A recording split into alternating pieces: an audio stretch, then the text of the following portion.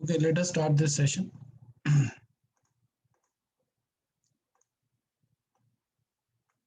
So, today we are going to discuss the concept of conflicting operations.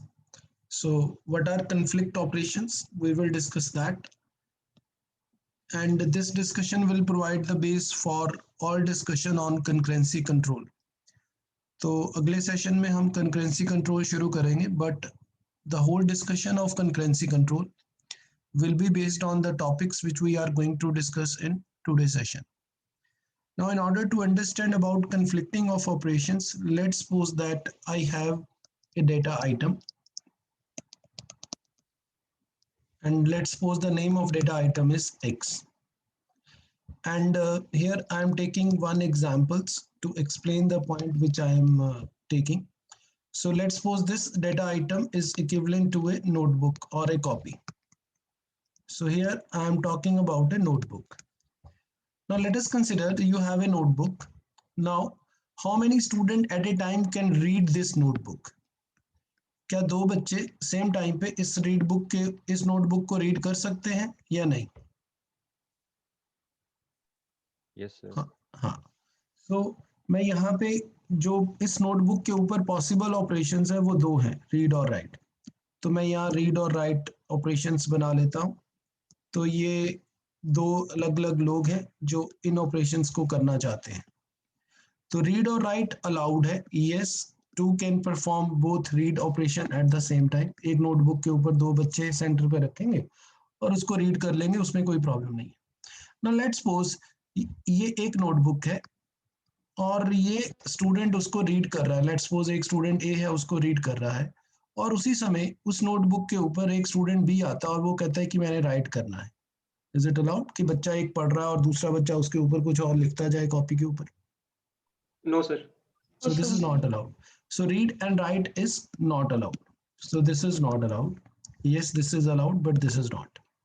Similarly, अगर कोई right कर रहा है और आप उसी समय उसको रीड करते हैं, तो is it suggestible to read during writing or it is suggestible to read once writing is complete? Read करना है आपको, रीड जब राइट हो रहा है उसी समय करना है या राइट होने के बाद रीड करना चाहिए? एग्जाम्पल बताता हूँ। एक कॉपी है और उसके ऊपर एक स्टूडेंट जो है वो अपना काम कर रहा है और लेट्स सपोज वो कोई पिक्चर बना रहा है कॉपी के ऊपर, और आप साथ के साथ उसको नोट करना शुरू कर देते हो। तो अभी एक राइट कर रहा है और आपने साथ के साथ उसको नोट करना शुरू कर दिया। अब अभी काम चल रहा है, अभी पिक्चर फाइनल नहीं हुई है और आपने साथ के साथ उसको अपनी नोटबुक के ऊपर बनाना शुरू कर दिया। तो क्या हो सकता है इस सिचुएशन में? हो सकता है कि ये जो पर्सन ए है थोड़ी देर के बाद जो पिक्चर बना रहा है उसको रब कर दे या उसको क्रॉस करके कुछ और बनाना शुरू कर दे। तो आपने जो भी काम किया होगा वो सारा क्या करना पड़ेगा? कैंसिल करना पड़ेगा। एक ऐसा, इसको ऐसे समझ सकते हैं कि क्लास चल रही है और टीचर आता है और ब्लैक बोर्ड के ऊपर कुछ लिखना शुरू कर देता है। वो अभी कोई डायग्राम बना रहा है और साथ के साथ आप अपनी कॉपी पे ऊपर नोट करना शुरू कर देते हो। अब होता क्या है कि टीचर अभी डिजाइन बना रहा है और उसको लगता है कि कुछ मिस्टेक की है, तो वो ब्लैक बोर्ड तो रब कर ही सकता है, तो ब्लैक बोर्ड को रब करके फिर नया बनाना शुरू कर देता है। उसको फिर लगता है कोई गलती हुई है, फिर रब करके फिर कुछ और बनाना शुरू कर देता है। तो अगर आप साथ साथ कॉपी के ऊपर नोट कर रहे हैं तो आप के भी सारा कुछ गलत होता जाएगा। तो अल्टीमेटली यू विल रियलाइज कि टीचर को पहले बनाने दो। तो टीचर क्या करेगा? पहले पिक्चर बनाएगा, फाइनल करेगा, और जब फाइनल हो जाएगी फिर बोलेगा बच्चों को कि अब आप इसको अपनी कॉपी पे नोट कर सकते हैं। तो इसका मतलब जब कोई राइट कर रहा है, अगर आप उसी समय रीड कर रहे हैं तो आपको रिस्क रहेगा कि जो आप रीड कर रहे हैं वो कल को क्या हो सकता है? कैंसिल हो सकता है और आपको वो काम हो सकता है दोबारा करना पड़े। तो जब एक बंदा रीड राइट कर रहा है तो दूसरे को राइट भी रीड उसी समय नहीं करना चाहिए। सो दिस इज अनदर पॉइंट कि अगर एक कोई आदमी राइट कर रहा है तो दूसरे को वेट करनी चाहिए जब तक वो ऑपरेशन पूरा नहीं होता उसको रीड करने के लिए। सेम चीज है कि टीचर बोर्ड के ऊपर एक डायग्राम बना रहा है और आप साथ में कॉपी पे उसको नोट कर रहे हो, और अगर टीचर वो रब करेगा तो आपका सारा काम खत्म। तो आपको फिर दोबारा से बनाना पड़ेगा, टीचर फिर रब कर देता है तो फिर आपको दोबारा बनाना पड़ेगा। तो उसकी बेटर स्ट्रेटजी ये है कि टीचर पहले बनाए और फिर फाइनल करे और फिर बच्चों को बोले कि yes now you can note. So right के साथ रीड इस सिचुएशन में नहीं करना चाहिए। नाउ एक और सिचुएशन देखते हैं। नाउ एक लेट्स सपोज एक नोटबुक है, ए पर्सन उसके ऊपर राइट कर रहा है, क्या बी उसी समय उसके ऊपर राइट कर सकता है? हाँ या ना, बोलो। No sir. नो तो नो। तो इससे का मतलब ये है कि जो रीड और रीड है सिर्फ वही अलाउड है, सेम डेटा है। तो इस नोटबुक को अगर आप डेटा आइटम पे रिप्लेस कर दोगे तो सेम फंडा है।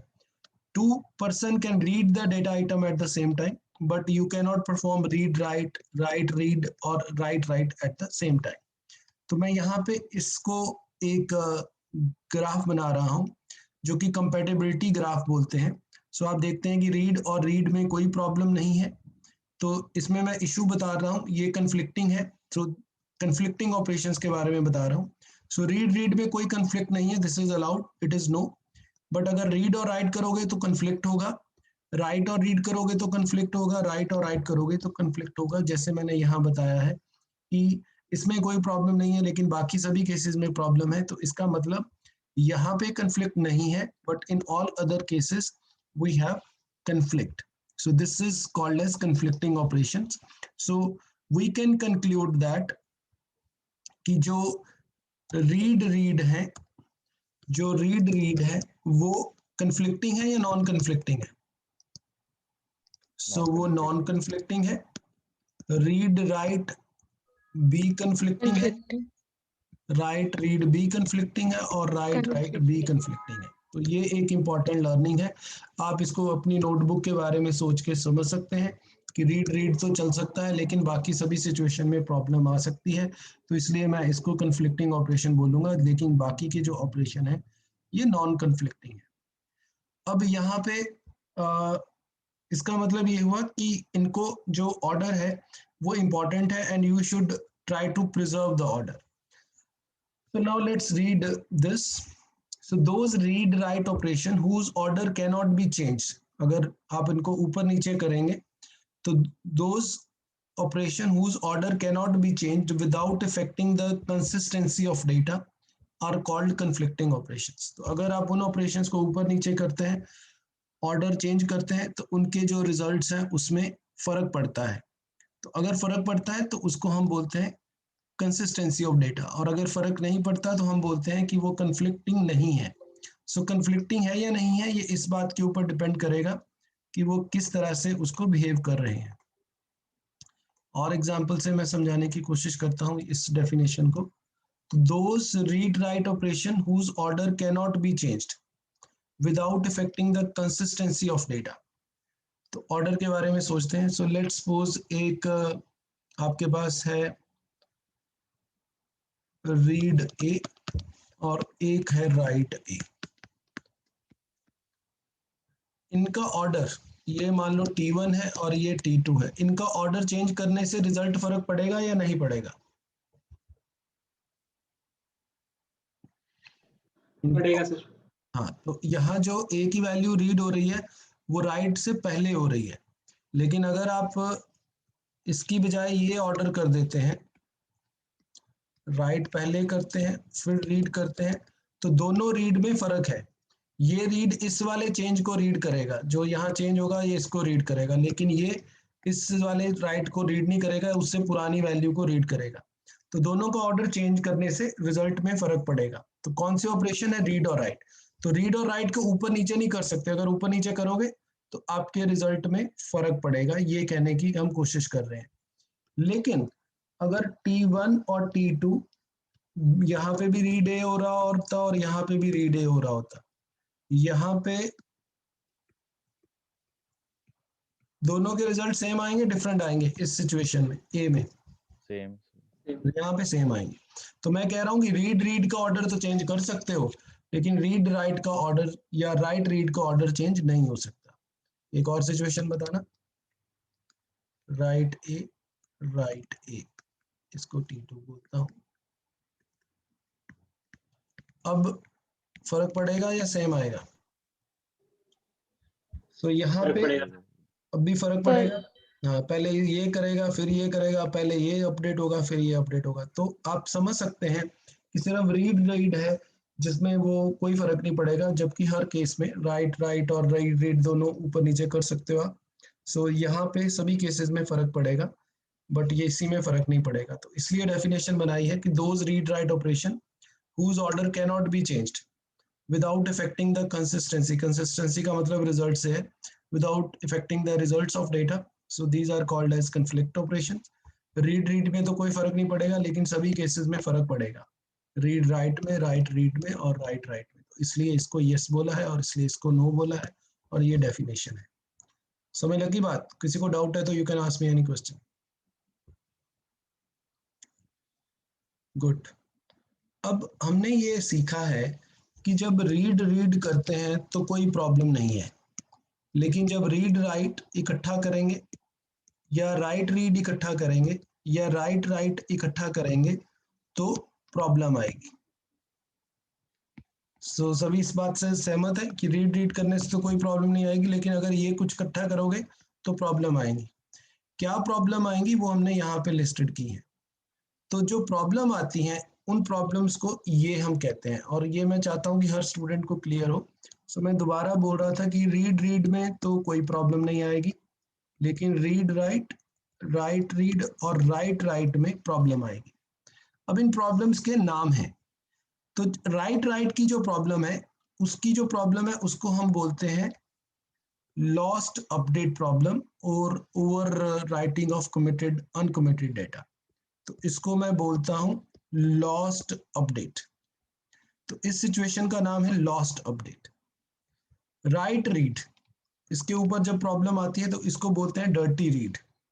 तो इसको बोलते हैं डर्टी रीड, इस सिचुएशन का नाम है डर्टी रीड।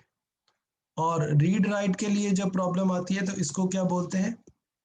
Unrepeatable read. तो ये मेरे पास 4 सिचुएशन बनती है।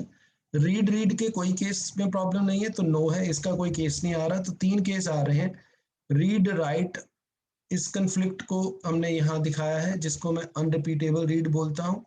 राइट रीड को डर्टी रीड बोलते हैं और राइट राइट को लॉस्ट अपडेट बोलते हैं। अब ये कंसेप्ट क्या है वो हम आज के सेशन में डिस्कस करेंगे। आज के सेशन का जो हमारा ऑब्जेक्टिव है, to understand all these issues in parallel transactions.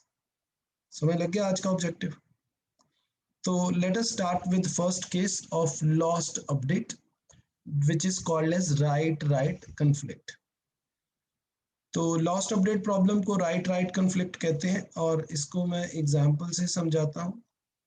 इस एग्जांपल को देखिए, ट्रांजैक्शन T1 और T2। फाइनली मुझे बताना है आपने A की वैल्यू क्या आएगी और B की वैल्यू क्या आएगी। You can use you can say that chat box to answer me। तो 2 केस हैं। एक केस ये बना, मान लिए, जिसमें मैं कर रहा हूँ राइट A 1000 और राइट B 1000, और यहाँ पे कर रहा हूँ राइट A 2000 और राइट B 2000। तो यहाँ पे मैं सीरियल में कर रहा हूँ। सो ये ऑपरेशन है जो सीक्वेंस में चल रहे हैं। सो ये ट्रांजैक्शन T1 है और ये T2 है। अगर ये वाला फंडा है तो A और B की वैल्यू क्या आएगी अगर S1 में फॉलो करता हूं? बताइए, what is the final value of A and B? Sir एक इसमें डाउट है, जो जहां T1 खत्म हो रही है वहां ये एज्यूम करके चलेगा कि कमिट हो चुकी है। हाँ, मतलब ये सब कुछ रैम में है, तो ये रैम से राइट हो रहा है और रैम से ही रीड हो रहा है, तो ये अपडेटेड वैल्यू रीड करेगा। Good question. जब मैं राइट लिख रहा हूं तो राइट का मतलब है रैम में है अभी। सो राइट का मतलब है जो वैल्यू है वो रैम में है।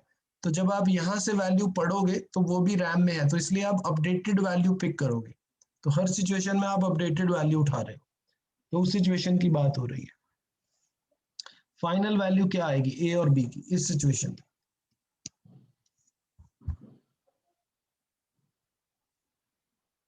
बोलो, A और B की फाइनल वैल्यू क्या आएगी?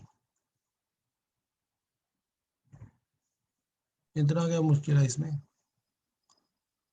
Anyone can unmute yourself and tell me what is the final value of A and B in this situation? Unmute करो और बोलिए। 3000 हाँ जी 3000 3000 नहीं, ये तो 2000 है ना, यहाँ पे ए में 2000 कर रहा हूँ। तो 1000 वाली आएगी यार सर, पहले बोथ 2000। यहाँ पे ए 1000 कर रहा हूँ और बी में 1000 कर रहा हूँ। सो यहाँ पे मैं एक्चुअली जब मैं ये लिख रहा हूँ तो इसका मतलब है A is equal to 1000, B is equal to 1000, उसमें ये स्टोर कर रहा हूँ, ऐसे रिप्लेस कर रहा हूँ। और इसका मतलब है A is equal to 2000, B is equal to 2000। तो इस सिचुएशन में बताओ फाइनल वैल्यू ए और बी की क्या आएगी? 2000। So it is 2000। तो इस सिचुएशन में जो फाइनल वैल्यू है वो 2000 आएगी। ओके, अगर मैं ये करता हूं, मैं दोबारा लिखता हूं एक सिचुएशन, T1 T2 WA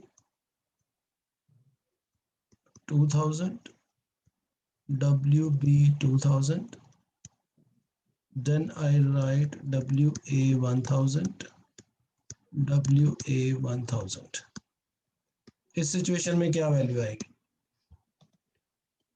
ए और बी की final value? Unmute 1000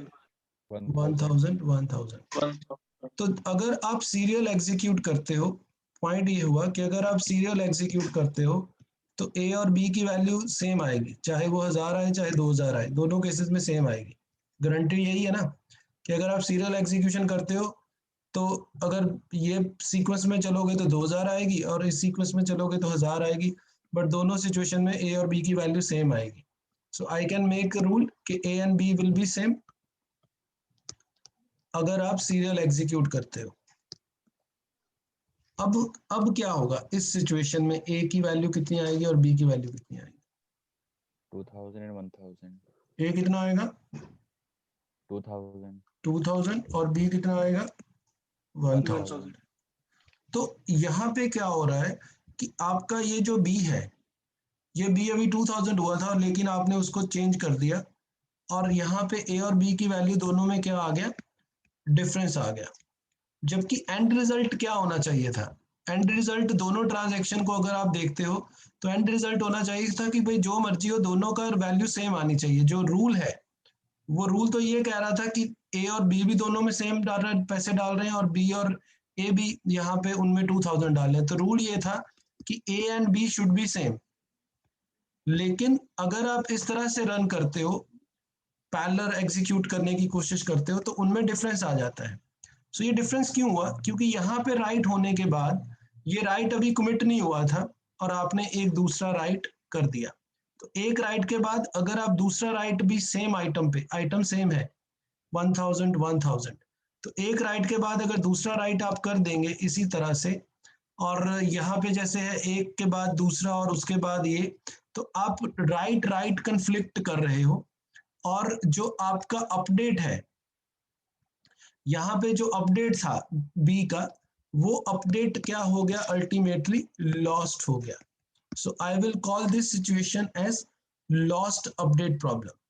So here you can see that I am calling this as a right-right conflict as a lost update problem. In simple words, just give me a time now. तो मान लो ये right A है, ये right B है और यहाँ फिर मैं राइट B अगर कर देता हूँ तो क्या होगा? ये वाला जो राइट का अपडेट था ये लॉस्ट हो जाएगा। इसलिए मैंने इस टर्मिनोलॉजी को बोला है लॉस्ट अपडेट प्रॉब्लम। और सिमिलरली अगर मैं यहाँ पे भी ए को कर देता हूं तो ये वाला जो अपडेट था ये लॉस्ट हो जाएगा। सो इसीलिए इसको भी मैं ये वाली जो पर्टिकुलर अपडेट है ये अपडेट लॉस्ट हो जाएगी।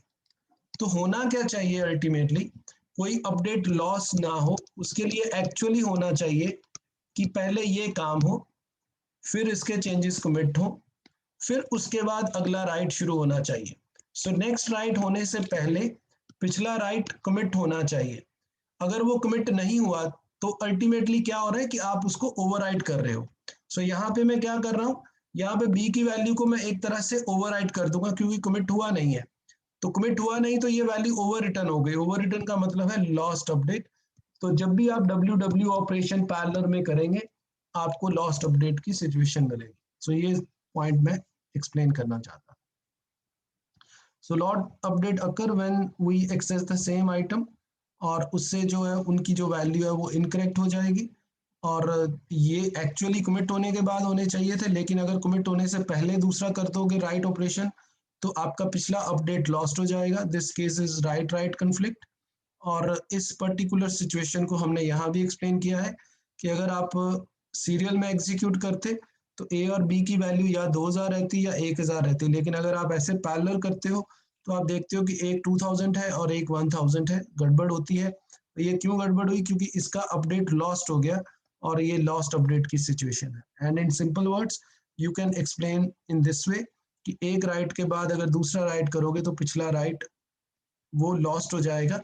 तो कंडीशन ये है कि राइट करने से पहले उसको कमिट करना चाहिए। तो इसको राइट करने से पहले ये इंश्योर होना चाहिए कि पिछला राइट कमिट हो चुका है।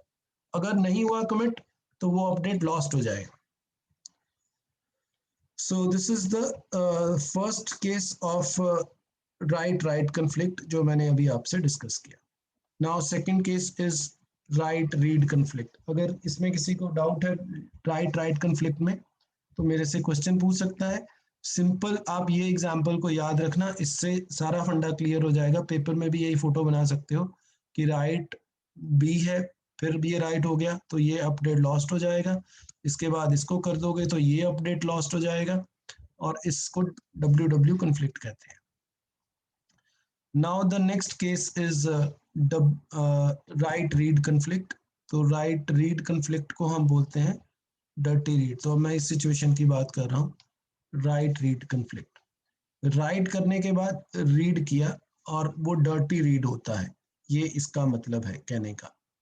तो मतलब ये हुआ कि ब्लैक बोर्ड के ऊपर कोई लिख रहा है और आप पढ़ रहे हो, तो जो पढ़ रहे हो वो क्या है? डर्टी रीड है। तो समझ लो, मतलब ब्लैक बोर्ड पे टीचर लिख रहा था, आप साथ में पढ़ रहे थे, तो जो पढ़ रहे हो वो डर्टी रीड है। क्यों डर्टी रीड है? क्योंकि आप रीड कर रहे हो कौन सी वैल्यू? Uncommitted data. तो आप अनकमिटेड वैल्यू को रीड कर रहे हो। रीड किसको करना चाहिए? कमिटेड को। कमिटेड का मतलब जब टीचर बोलेगा कि भाई फाइनल है तब कमिट हुआ, उससे पहले करोगे तो वो रीडिंग ऑफ अनकमिटेड डेटा है, on that situation is called as dirty read problem. पहले केस में क्या था? राइट के बाद राइट कर रहे थे, तो आप ओवर राइट कर रहे थे किसकी? अनकमिटेड वैल्यू को। तो जो अनकमिटेड वैल्यू थी वो ओवर रिटर्न हो रही थी, इसीलिए डेटा लॉस्ट हो रहा था। यहाँ पे आप क्या कर रहे हो?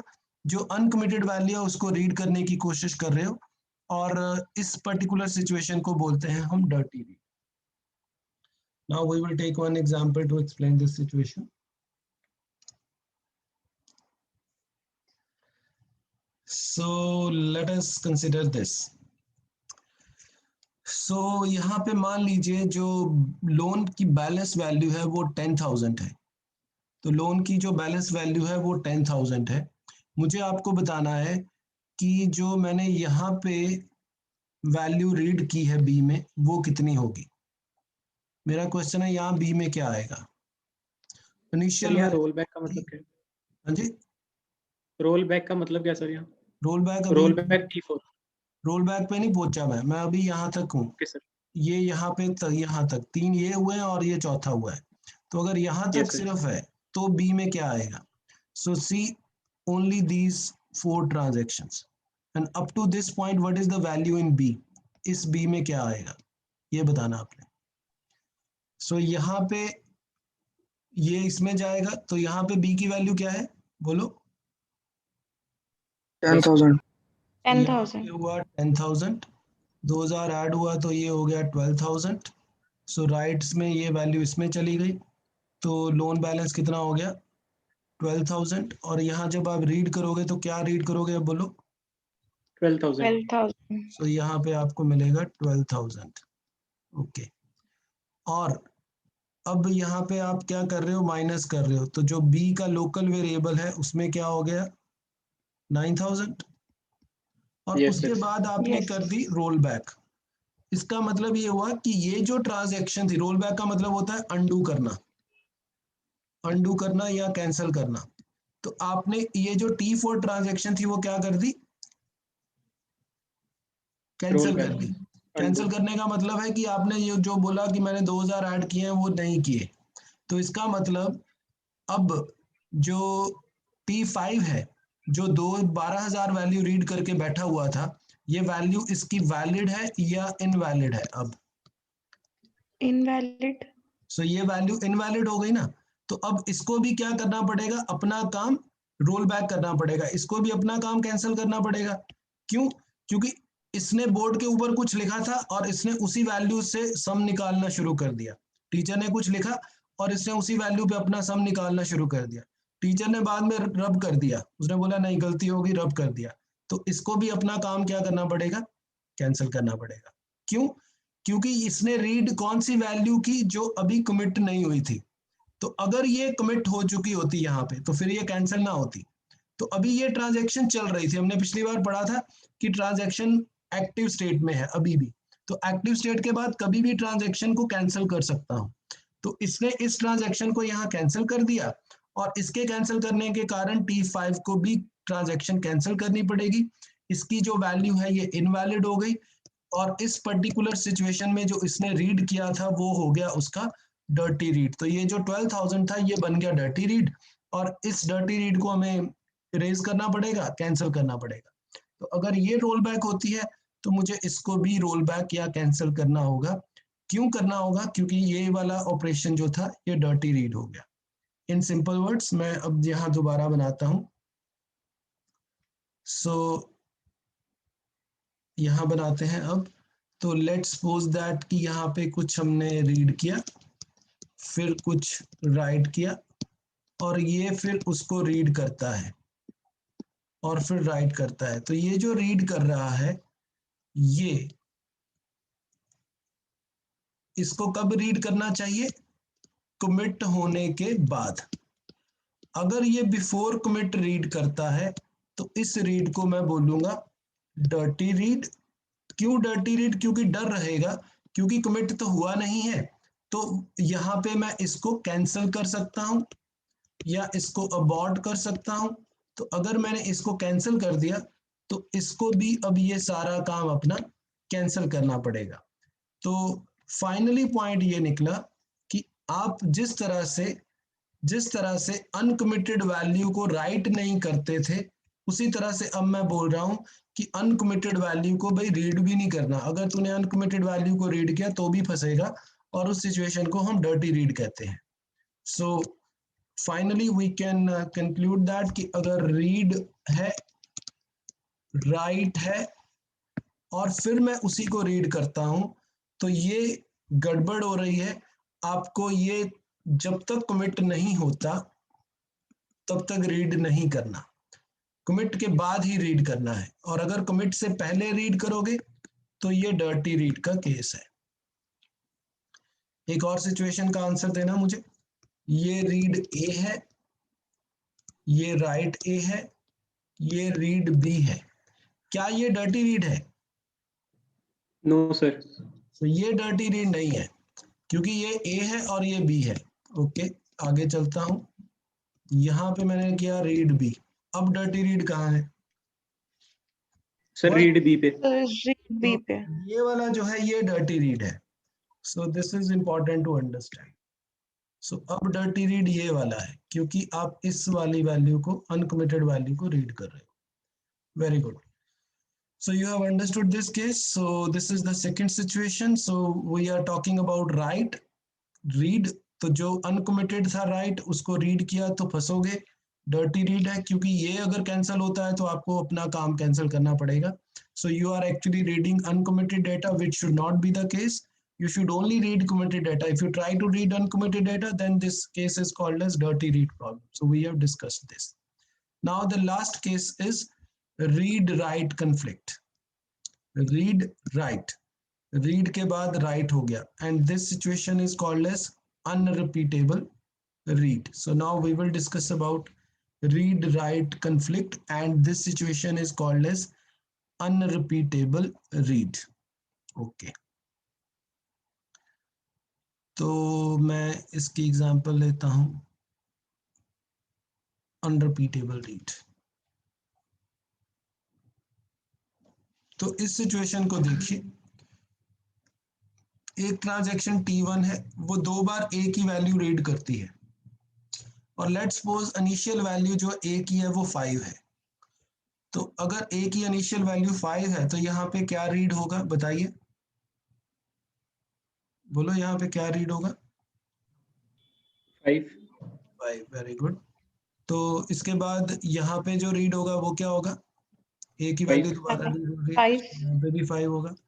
यहाँ पे राइट हो गया, A चेंज हुआ, A कितना हो गया अब?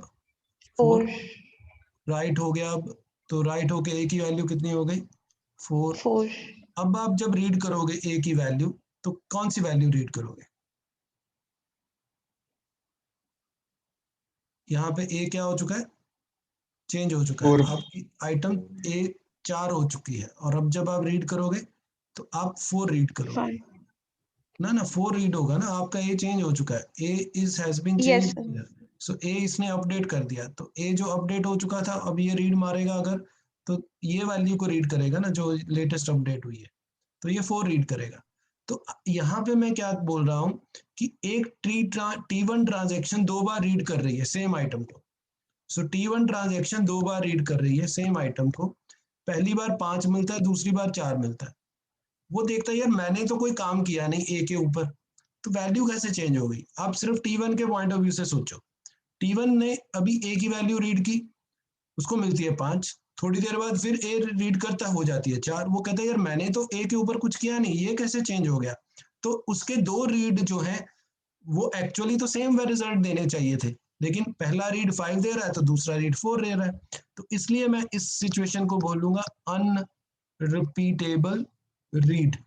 तो जो रीड की वैल्यू है वो रिपीट ही नहीं हुई, पहली बार 5 दूसरी बार 4, सो अनरिपीटेबल, तो वो रिपीट नहीं हो पा रही सेम वैल्यू, जबकि होनी चाहिए थी।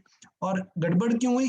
क्योंकि आपने रीड किया और आपने दोबारा रीड किया, लेकिन बीच में कौन सा ऑपरेशन हो गया?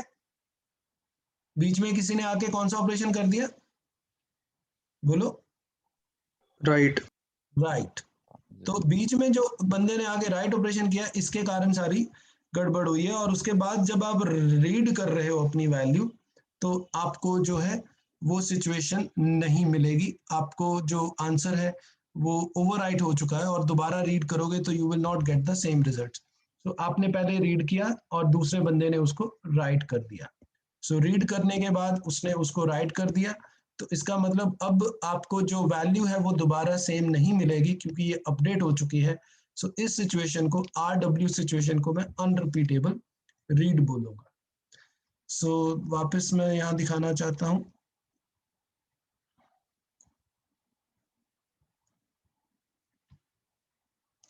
तो ये RW जो सिचुएशन थी, रीड करने के बाद बीच में किसी ने आगे राइट मार दिया, इसको मैं अनरिपीटेबल रीड करता हूँ क्योंकि 2 रीड जो थे, पहली बार 5 दूसरी बार 4, तो इस सिचुएशन को अनरिपीटेबल रीड बोला हमने।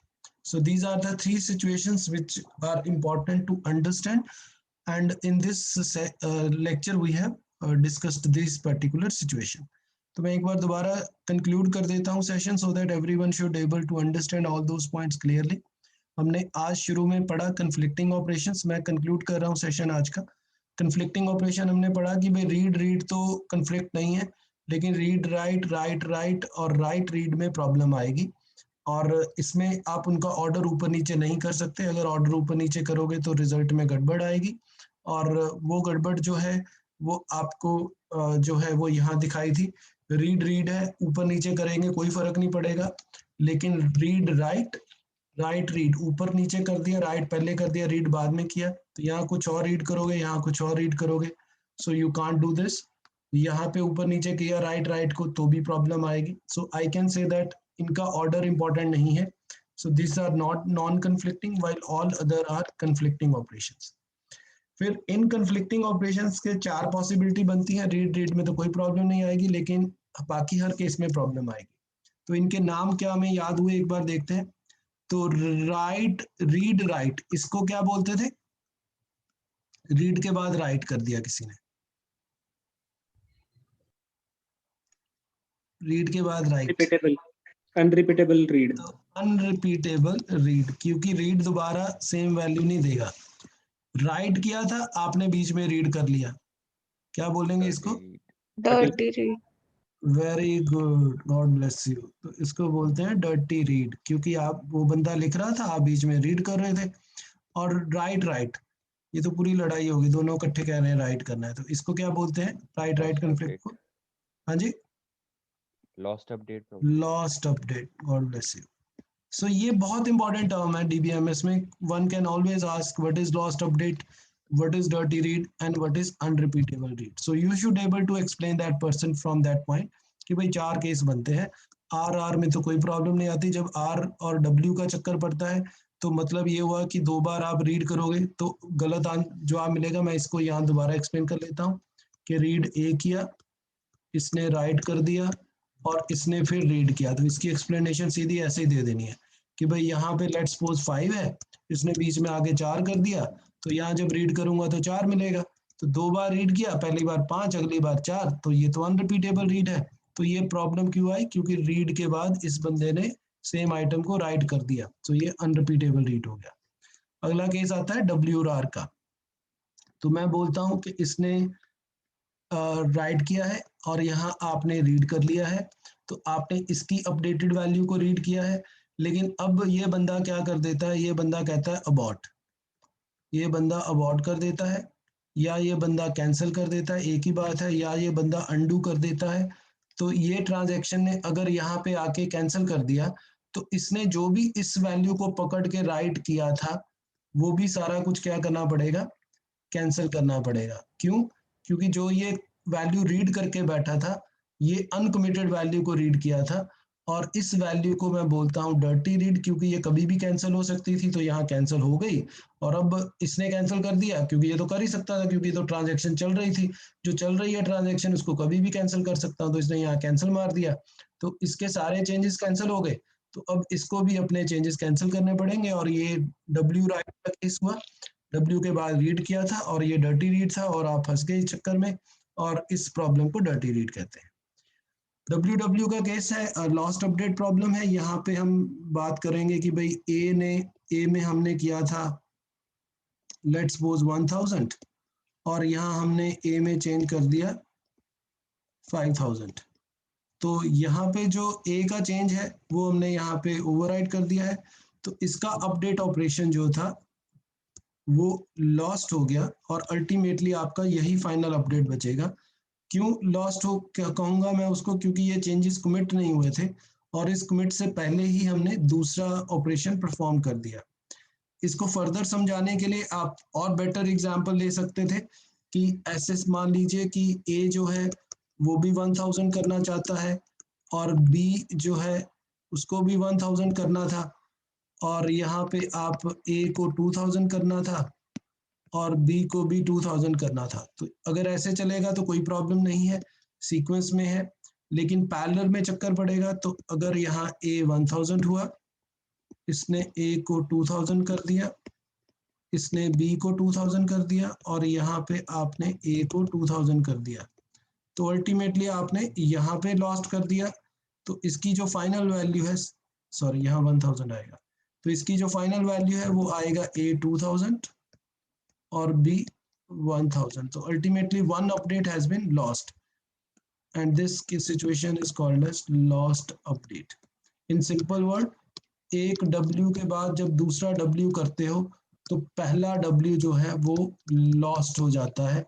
lost सर इसमें इसलिए बोल रहा हूँ क्योंकि ये commit नहीं हुआ था। हाँ जी बोलो।